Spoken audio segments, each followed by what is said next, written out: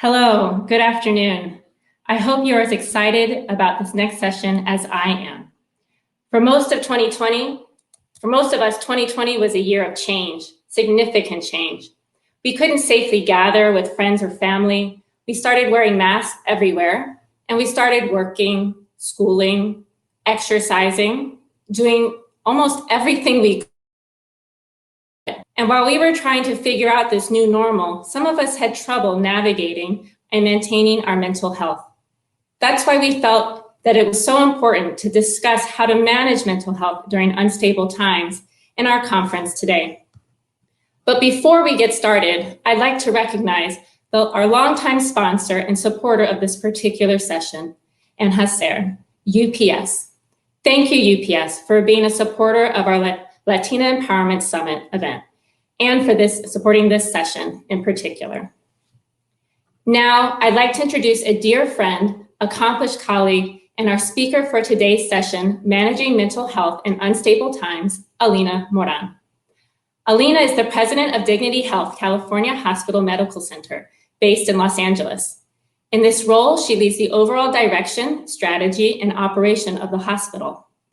Prior to this role, she served as the Chief Executive Officer for NYC Health and Hospitals Metropolitan, a 338-bed acute care facility in East Harlem, New York. As well, she served as the Chief Patient Growth Officer for the NYC Hospital Health and Hospital System. Alina holds an MPA from Baruch College and a Bachelor of Science from Brown University. She's also an active community leader and was involved in the establishment of the Rhode Island Political Action Committee and Brown University's Latino Alumni Council. Alina was also named to the inaugural list of notable women in healthcare by Crain's New York Business in 2018. And she's been honored by a variety of prestigious national organizations. Alina is a veteran healthcare executive with more than 20 years of experience. She is a seasoned, dynamic, and compassionate leader. I'm very proud to call her my friend. Please join me in giving a warm welcome to Alina Moran. Alina? Thanks, Sylvia. And so I'm very excited to be talking to you about managing mental health in unstable times. As a mother, as a daughter, as a wife, and especially as a healthcare worker, we know that the COVID-19 pandemic has wreaked havoc on us and our community. But we also know that this is really a personal journey for me as well. I've had to deal with conflicts of mental health, not only in my family, but also in my professional career.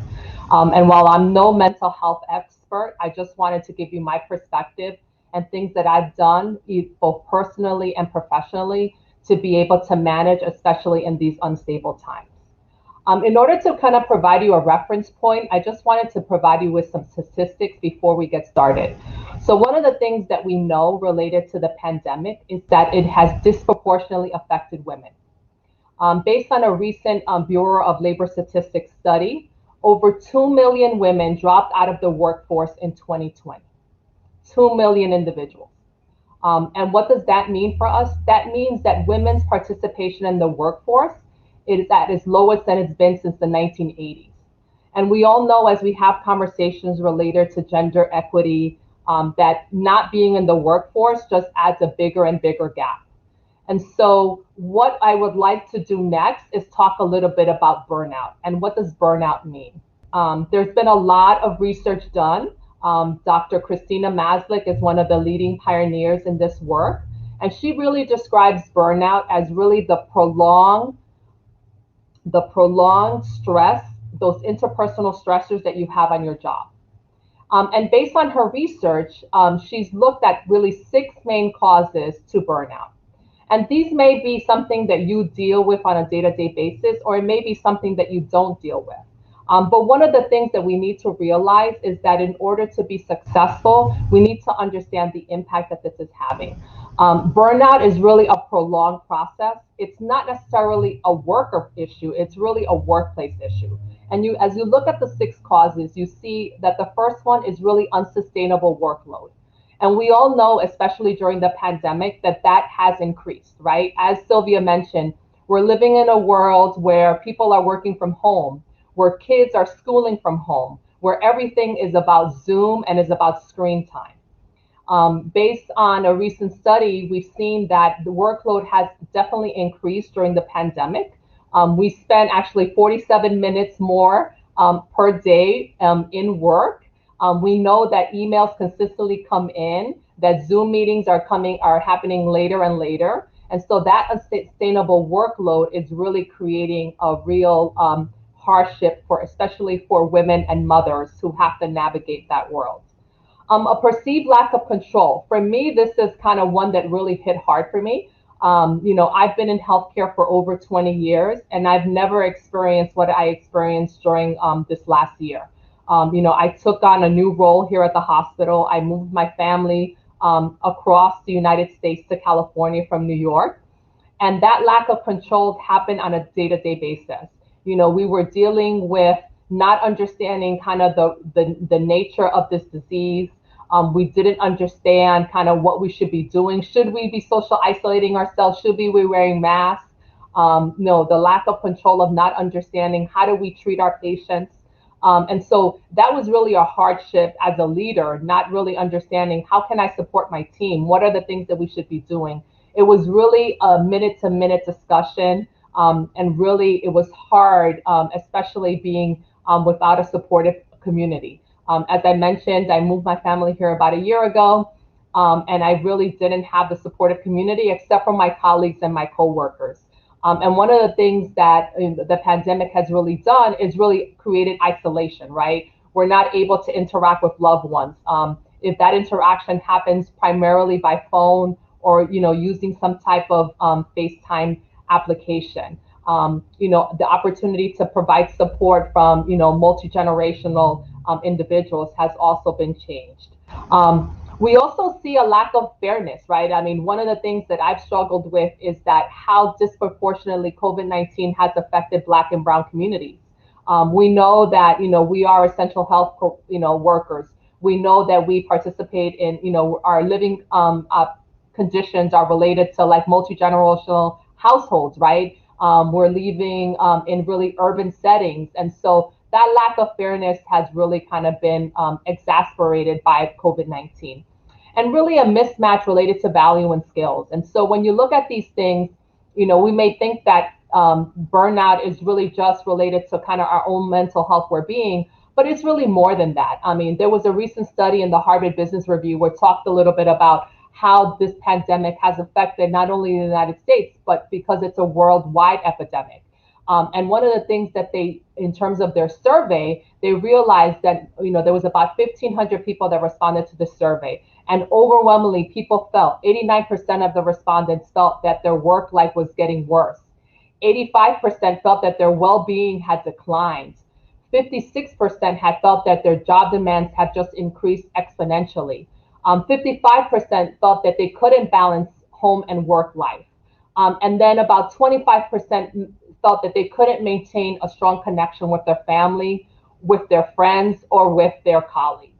And so all these things really kind of hit us home to say that not only is this a issue that is reflecting us in our work environment, but it's also affecting us in our personal environment. And one of the things that I would like to share is the importance of understanding that awareness within ourselves. And so Dr. Maslick in her research looked at 3 questions that we should ask ourselves. And one of the things that I noticed is that this really hit home for me. When I was reading this particular article, I realized that I was really experiencing signs of burnout and not understanding what that meant or not understanding the things that I needed to do differently. And so 3 questions that I would like you to pose to yourself as you're thinking about this topic and thinking about your overall mental health is whether or not you're feeling emotionally and physically exhausted. And that means that you're feeling that on a consistent basis. Now, we understand that each of us has a hard day where we're stressed about work and life and being able to balance those things. But if you're feeling that on a consistent basis, then that's something that you should be concerned about. The other one is whether you're feeling more cynical at times, whether you're feeling detached from kind of your normal environment. And then the last question is whether you feel like you're contributing, right? As a leader, as a woman, as a mother, do we feel that we're contributing in terms of the work that we're doing? And does that mean that we're doing less or more of that, right? These are questions that I pose to you because those are questions that I asked to myself. It was really, how do you understand the impact of working from home?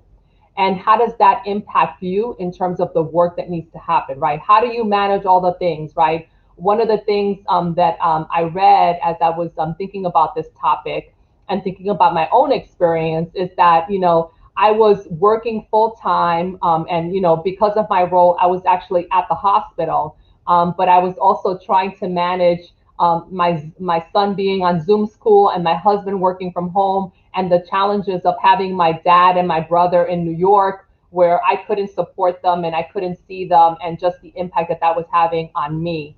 And then the work that I was doing at the hospital also impacted me because we were seeing so much death and so much suffering, and just that like lack of ability and lack of control was really impacting me.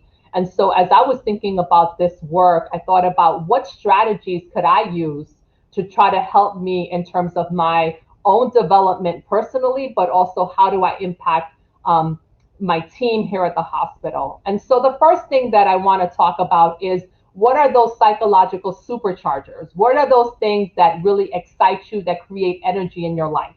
And how do you find those things? So typically, when I ask this, because, we are women and we typically tend to be on the selfish side, we think about things that really help others, right? But when we're thinking about these psychological superchargers, we really want to think about what helps us in terms of the work that we need to do. How do we create that energy and that boost?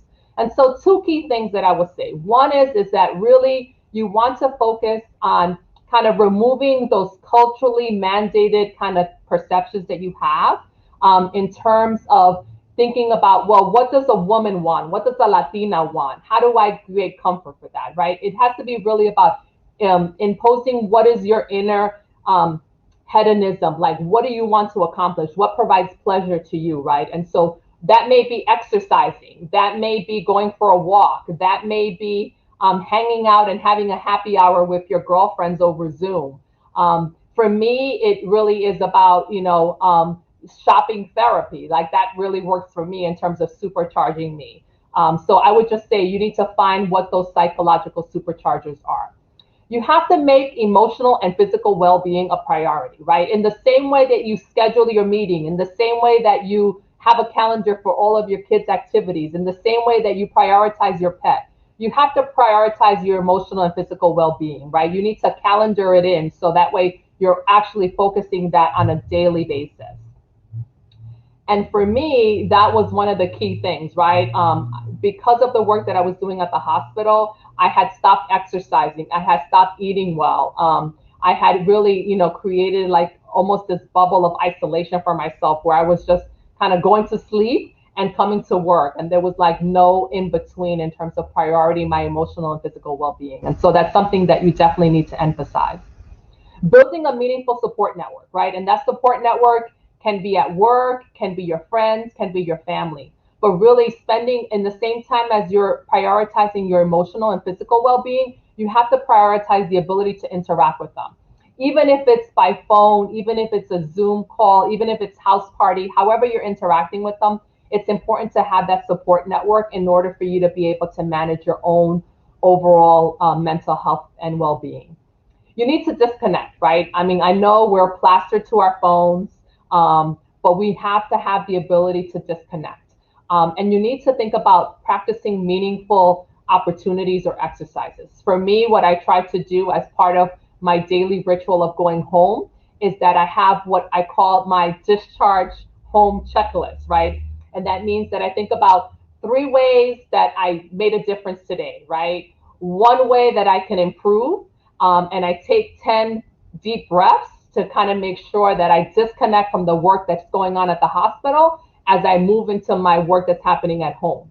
And it's even more important for those individuals that are working at home to disconnect, right? If you're working at home and you're also having to deal with all of the other family environments that you're dealing with, it's important to disconnect. That could mean closing the door to your office. That could be making sure that if you don't even have an office, that you're creating separation between your work life and your home life, right? That you're creating those opportunities to disconnect in however way, shape, or form you can do that. The next kind of strategy that I've used is overcoming anxiety by challenging your values. And what does that mean? That really means that why is it that you're doing the day-to-day work that you do, right? Why is it that you are an activist? Why is it that you work in healthcare? Why is it that you are a leader in an organization, right? And connecting to the why of why you're doing that, for me, is so important. So for me, growing up in New York, my family didn't have access to insurance. They had migrated from Puerto Rico and their access to insurance was very limited, right? So in the work that I do each and every day, my why is I want to make sure healthcare is available to everyone, regardless of who you are, regardless of where you come from, regardless of your immigration status. To me, healthcare is a human right. And so that's my why, and that's why I do the things that I do each and every day. So that's something that you have to determine what that why is for you. You need to build courage and fight the stigma. Talking about mental health is hard. People don't want to acknowledge that they're having, that they're in crisis. They don't want to acknowledge that they need help. But you need to be able to build that courage within yourself. You need to be able to share that with your colleagues, with your family, with your friends, because that support is what's going to get you through the next level, right? And we need to make sure, especially as a community of color, of a Latino community, that we talk about mental health. I know growing up that there was always a stigma related to mental health and the need to go to therapy, or the need to kind of having to talk about your feelings. But it's such an important way to be able to personally deal with it. And so for me, that's been one of the biggest things that I've worked on, is really having an opportunity to talk about those things and fight the stigma and make sure that people are aware of the fact that these strategies are helpful, but they're also a personal connection that you need to make, and you need to make time to be able to have those conversations. Now, on the flip side, as a leader, I wanted to make sure that I was providing that emotional support and the opportunity for my team to be able to talk about this. One of the things that I mentioned in my introduction was, the level of anxiety that we feel as healthcare workers. So I think healthcare workers always experience some level of burnout, but because of the pandemic, it's just been exacerbated. I cannot tell you, we recently did a survey here at the hospital, and about 56% of the staff said on a day-to-day basis, their level of moral fatigue or compassion fatigue was rated at an 8 or 9 or 10. And that was on a daily basis. So they're not only thinking about their own well-being and the well-being of their family, but they're also thinking about, how do I provide the right care, the safe care to our patients that are coming in, each and every day to the hospital. So some strategies that we've used here at the hospital that potentially you can use in your own occupation or with your team is really recognizing employee contributions in a meaningful way. And what does that mean?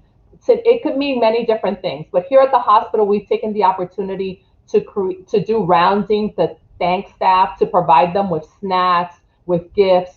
And that may be different for each of you depending on where you work, but really it's a way to say thank you to staff members for the work that they're doing, right? Thank those leaders that are working from home, that are trying to manage, creating that work and life balance. Like, those are things that we can do. How do we recognize those contributions in a way that's impactful? For staff, they need to know what resources are available to them. Most organizations have an employee assistance program, but when you ask the day-to-day employee, they may not be aware of those resources. And so we want to make sure that we're focusing those efforts and that we're providing those resources in a meaningful way, in a way that they're able to access, right? We want to make sure that if we can, we develop a peer-to-peer outreach program here, which is basically an opportunity for staff to have conversations related to the work that they're doing, right? So whether that's the fact that they're scared about bringing COVID home, or if it's related to the fact that we are seeing, a disproportionately amount of Black and Brown individuals suffering and dying from COVID. What are those things that we can do to support them and create opportunities for dialogue? It's also important to create those honest and open communications between leaders and employees. One of the things that we do that I think is impactful is that for each of our meetings, we create an opportunity to have a reflective pause. And that pause is really an opportunity for us to share a personal story, to share a poem, to share lyrics from a song, anything that's impactful that can create an opportunity for dialogue, to have people talk about their feelings, to be able to de-stress. And this works well whether you're doing it in an in-person meeting or whether you're doing a conversation by Zoom. The opportunity to really disconnect from the work and really create those personal connections are so important. And then lastly, being able to solicit feedback from employees regularly. To me, that's such a key thing, right? We all know that in order to manage our mental health, that we need to have these conversations and we need to be able to dialogue about it. And so the opportunity to do that. And, feedback can happen in many different ways. It could be just through a check-in at a meeting. It could be through a small, survey monkey survey. It could be related to just being able to, ask a question and just get people to respond. Like, what are ways that we can support you? What are ways that we can encourage you? What are ways that we can make sure that this environment, that we're creating a culture of safety in our organization, where we're recognizing that not everything is perfect, that not everything is as it should be, and that the pandemic has really created an environment where we have to try harder to support each other, and we have to try harder to make sure that we're managing our mental health in a way that's successful and in a way that makes us feel like we're contributing to the overall society. So these are just some strategies that I've used on a personal basis, or strategies that I've used within the hospital. But I'm really interested in hearing from you. So let's see if there's any questions that I can answer now. So I think the first question is, how can we help our associates when they do not want help? And that was by Roxana Borges. And that's a great question. I think the best way to do that is just having those conversations in a way that doesn't necessarily isolate that individual. So for example, using the reflective pause that I mentioned before, I think is a great way, right? So if we want to talk about, how is the pandemic affecting you? It's just something that maybe we could share a poem, share a story, and then just have people, if they want to provide feedback, let them provide feedback. I think for me, leading by example, when we have those reflective pauses, I want to ensure that people understand that having to deal with mental health is not something that is solely happens, that leaders aren't affected by that. So I talk a lot about the stressors that I have, and I talk about the balance of work and home life as a way to try to make sure that people feel comfortable in having those conversations. The next question is, the burden of balancing work and family needs have disproportionately fallen on the shoulders of women. If your company's culture and leadership are dominated by male perspective and experiences, how can we better advocate for the disproportional burnout women may be experiencing? That's a great question. I think for that, it's one of the things that you can manage is really focusing on how do we create those thought leaders or have those conversations in that environment, right? I'm lucky enough here that in the healthcare team that I manage here, we have a good split between men and women, right? And so it gives us the opportunity to be able to have those conversations. But I think it goes back to creating that meaningful support network, right? So you have to find allies that want to have these conversations and want to be supportive. You also have to think about resources that affect women, right? Or that provide women with support. And so there's a lot of organizations, and we created those resources for our employees, right? Whether that's women's associations, whether that's just information related to the impact that this has on their lives. And so that's been a key thing that I think you can do, especially if you're in a male-dominated kind of environment. The next question is, creating safe spaces has been mentioned today in a number of sessions, sometimes in the context of authenticity, and in the case of your presentation, talking about mental health and requesting support. What are some of the policies and programs you put in place at your hospital to create safe spaces that might be applicable to other companies with large numbers of frontline workers? So I think the key things that I mentioned before are important, right? So being able to create a resource page and provide information to employees about those resources is so important. And whether or not they're resources that you have at the hospital or at your job, or resources that are available in the community. I think the second thing that's really important is being able to have those check-ins with staff. One of the things that we've done here is we basically have what we call Schwartz rounds, or the opportunity to talk about something that's happened in their lives. And so that moment of reflection is just a good way to share those things. We've also done a lot of moments of reflection and remembrance, right? Whether that's related to things that are happening in society, whether that's related to things that they're personally going through. Creating a space for that is important, right? Rounding with staff or with your team is also important. For us, the ability to go on the floor and to talk to our staff directly about the concerns that they may have has been key. We've realized the extent that our staff has been suffering through this pandemic by being able to do that outreach. And that has helped us to bring additional resources to the table. So we are doing, we do discharge. That discharge checklist that I mentioned before is something that we do related to the information and provides people with the resources that they need. So creating that sense of community is important. And I'll take one last question because I know we're almost done with time, is how do you create that sense of community when we're home and isolated and have so much Zoom burnout? And that was by Liza Harrington. I think that's a great question. For me, it's like, I think you have to take advantage of those opportunities. So even though we are always participating in a Zoom environment, what are ways that we could try to create a community, right? One of the ways that we can do that is by having those check-ins as part of our meeting routine.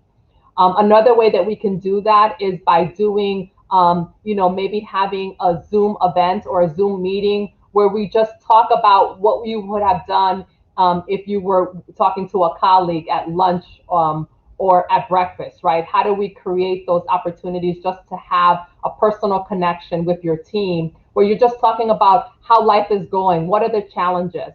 We've done book clubs to kind of create that sense of community and that type of environment. So I think you have to be very creative and you have to be able to meet the needs of your employees and solicit their feedback. Maybe they want to do a book club. Maybe they want to be able to do like an exercise class together. Maybe they want to do a meditation together. I think that feedback is so important to make sure that you're meeting the needs of your team members as well as the organization.